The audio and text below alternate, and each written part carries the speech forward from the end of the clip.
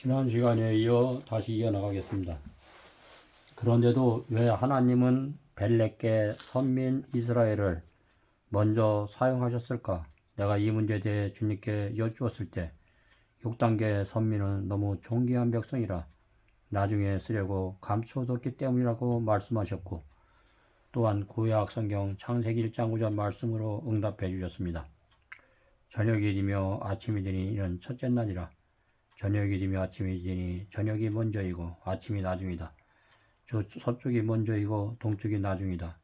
바로 이것이 하나님의 순서인 것이다. 하나님의 순서는 서쪽에서 시작하고 동쪽에서 종결된다.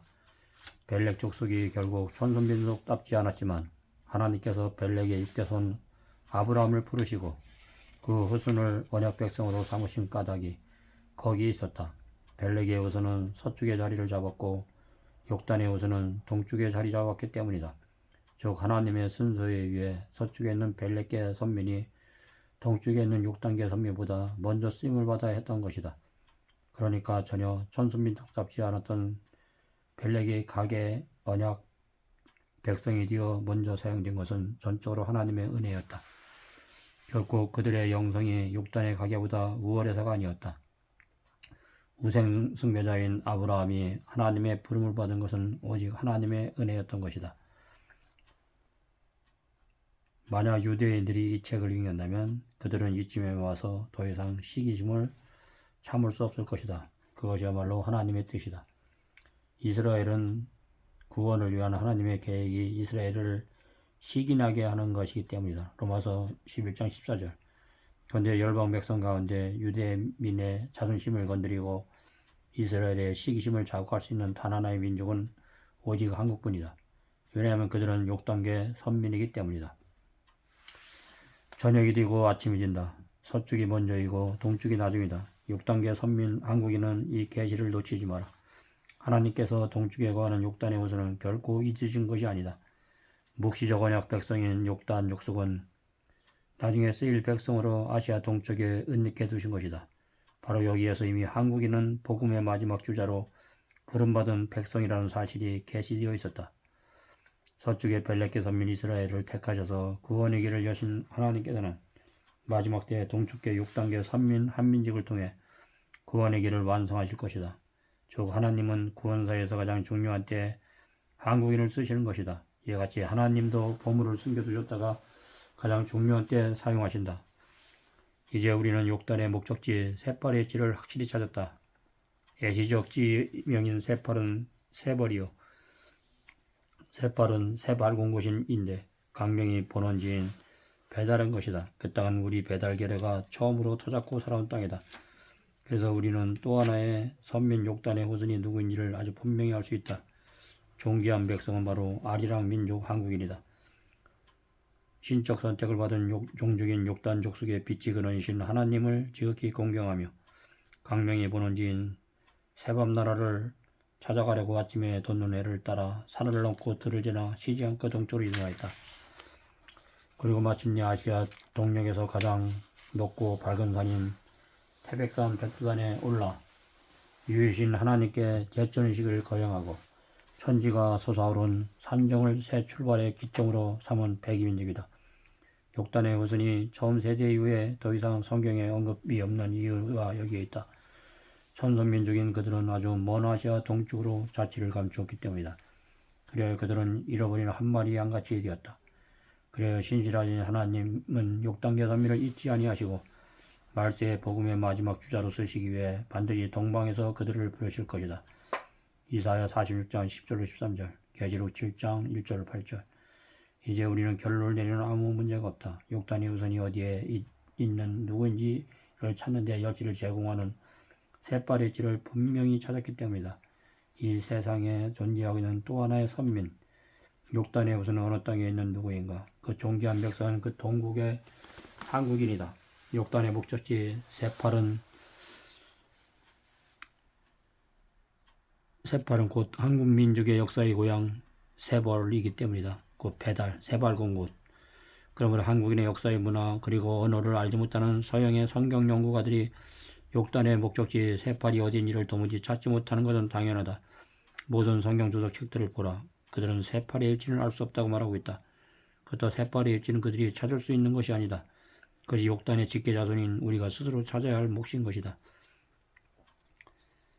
세팔은 세벌과 시비리, 시베리아나 만주 벌판이 연장된 땅으로 만주와 같은 땅이라고 해도 틀림이 없는 곳이다. 그것은 우리 배달결의 역사의 고향이다.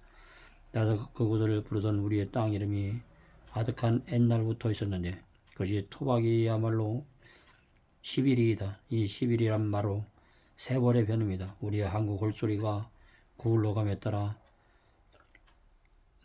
새가 또 사, 시, 서, 소, 수, 수, 시로 글러감이 보통이다.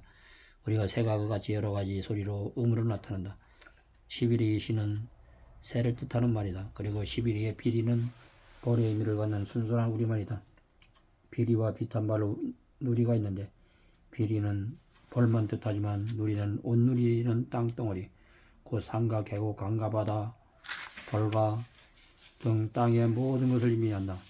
시비리는 시, 새, 비리, 벌, 조의 구주를 갖는 새벌과 같은 뜻이 말이다. 즉 시베리아의 가장 오래된 옛 이름이 한국어 시비리이다. 이 토박이야말로 우리는 잊고 있으나 북한의 조선말 사전 사회과학 출판사 1992년 시베리아를 시비리라는 명사로 분명히 풀이해놓았다.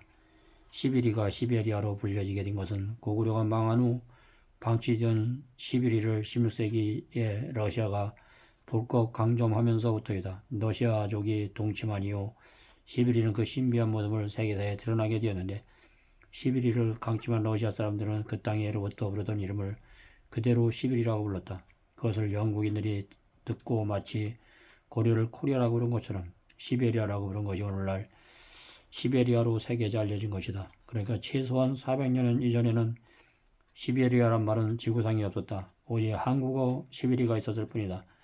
시베리아는 한국어 시비리에서 유래한 영어식 지명인 것뿐이다.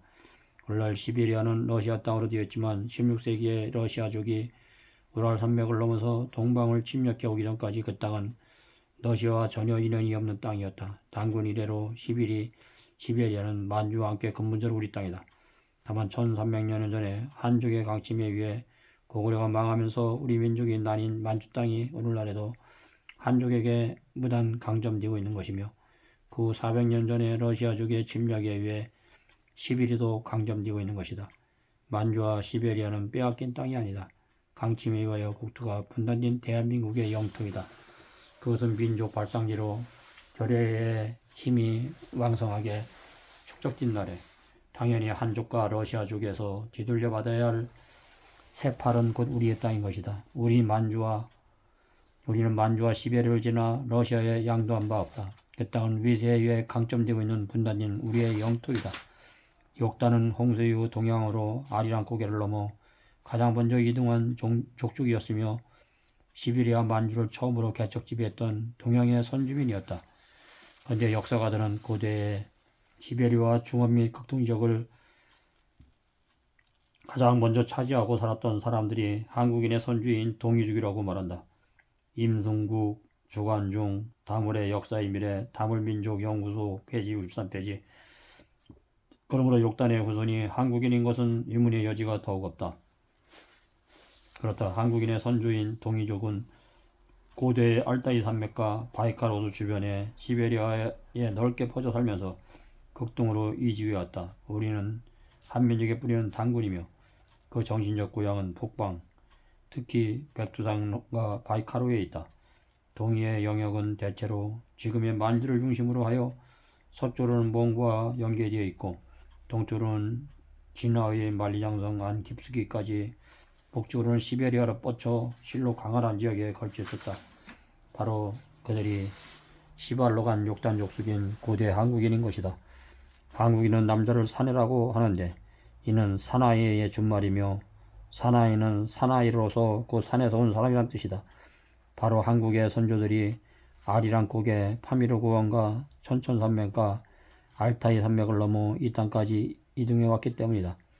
에벨로부터 형제 벨렉과 함께 샘에게 내린 복음 상속받은 천선민족 6단에 가기는 동족으로 긴 여행을 계속하여 동방 산악지대인 파미르곤을 넘고 천천 산맥을 넘고 알타이 산맥을 넘어 새파랗고 시베리와 만주대륙에 이륙한 강하라 극동의 새 땅에 도달하였다. 그리고 백두산을 본 고장으로 하여 남북 만주로부터 현재 진화의 산동성 견해 하북성 발해 연안 하남성 동남 강서성 서북 안희성 중북 호북성 동쪽 모퉁이와 요동밭 및 한반도 전역에 이르는 강대한 지역에 뻗어나가 살았던 것이다. 바로 그들이 우리 한민족의 조상인 배달 동익의 결여이다.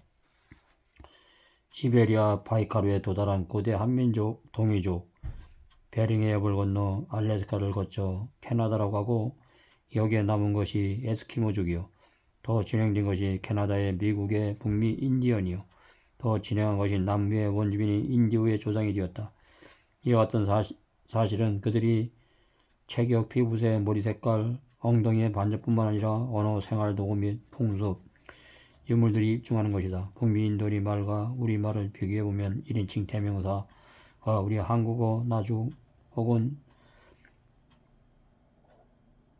NY와 완전히 같다. 폭포 이름이 나이아가라라는 말은 한국말의 네가림의 변화이다. 사실 나이아가라 폭포는 네강이 합하여 폭포를 이루고 있고 우리말의 가림은 강을 의미한다. 그 밖에 턱이, 보석, 목걸이, 덮이, 지붕, 가시나팔, 여자 내내, 저 사람, 헛간, 헛간, 막기신, 남학신, 토막, 토끼, 아빠치, 아버지 등과 같이 소리의 뜻이 같은 언어들이 많이 있다. 남미 인도의 말 가운데 여보시오, 보시오, 쌀, 바닥, 잠자리, 잠옷자리 등 역시 우리말과 같은 것이다. 인디안이 생활 도구를 보면 워싱턴의 스미소니언 박물인 내 인디언과 멕시코간 에스키모가 등 나무로 된 방아, 찢는 절구통, 배 짜는 배틀, 고기 잡는 그물, 강줄이 서쿠리, 삼태기, 소음, 실 뽑는 물레 등이 재래 우리 선조들이 쓰던 그 생활 도구와 똑같다. 얼마 전 미국 오레건 프로토 동굴에서 집신 75켤레가 발견되는데 거의 완벽하게 전통적으로 한국인이 신던 그것과 모양이 일치한다. 미국 땅에서 처음 건너간 종족은 고대 한국인이었다. 그들이 바로 인디언인 것이다. 그러므로 남북미 대륙은 원래 항인종인 한국인 동이주기 땅이었다. 인디언 족속이 동익의 몽고로이들라는 것은 이미 학계에서도 공인인 사실이다. 그러나 야베드의 후손 백인종에게 모두 정복당했으므로 근대적 국민국가 형성의 기회를 상실하고 말았다. 그러므로 한국인은 이 땅 위에 존재하고 있는 또 하나의 선민이다. 고대로부터 아시아 동쪽 세월, 세팔에 살고 있는 그들은 신적 선택을 받은 종족인 에벨의 혈통 6단의 후손이 분명하기 때문이다. 실로 한국인의 6단계 선민이라는 사실을 의문의 여지가 없다.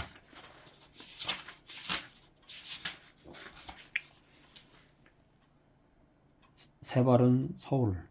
여기서 꼭 짚고 넘어가야 할 더욱 중요한 사실이 있다. 그것은 대한민국의 수도 서울이라는 명사와 유래와 그 의미에 관한 것이다. 서울이 한국의 수도라는 사실을 모르는 사람은 없지만 서울이라는 이름의 어원이 어떤 말인지 그리고 그 뜻을 무엇인지를 아는 사람은 많지 않다. 서울이라는 말은 바로 시발에서 비롯되었다.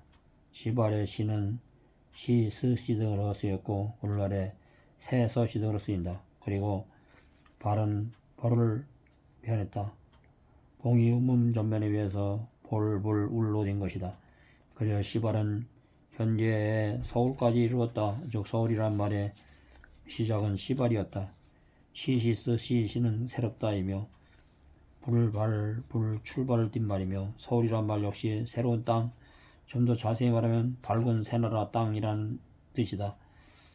서울은 새방나라인 것이 그러니까 예시적 지명 시발은 또한 대한민국의 수도 서울이기도 하다. 놀라운 사실이다. 시발, 서울로 바뀐 것이 한국에서도 서울이기 때문이다. 신라 향가인 처윤관은 동경명기월 양야 임윤으로 시작한다. 이를 무의 양조동 남들이 논이다가로 읽어나간다. 동경을 시발로 읽는 것인데 양매는 여기서 동경은 신라의 서울, 경주를 가리킨다고 말한다. 그러니까 서울이라는 말의 시작이 시발이 되었다는 풀이이다. 삼국사기나 삼국여사 등에서 나오는 신라의 국호 시라볼이라 읽을 수 있고 제아를 시불이라고 이니 또한 시불이 한자 표기라도 할 때 그것들이 오늘 서울이란 말의 원리로 되는 것임을 알게 된다. 이상 자세히 살펴본 바같이 서울이란 말의 어원은 시발이었고 그 뜻은 새볼 곧 새로운 땅이라는 의미이다. 이러한 사실을 뒷받침해주는 하나의 어휘가 있다. 시골의 옛말인 서골발이 있다. 서골발은 시발은 원래 같은 말이다. 시골은 일반적으로 국어사전에 고향 서울에서 떨어져 있는 마을이나 지방 향촌 등을 뜻하는 것으로 되었는데 그것은 원래 새로운 벌판의 뜻이 바뀌어진 것이다. 시골의 변화를 보면 스골불, 스골불, 스골, 시골, 시골로 바뀌었다. 그래서 시는 새에 해당하는 것이다.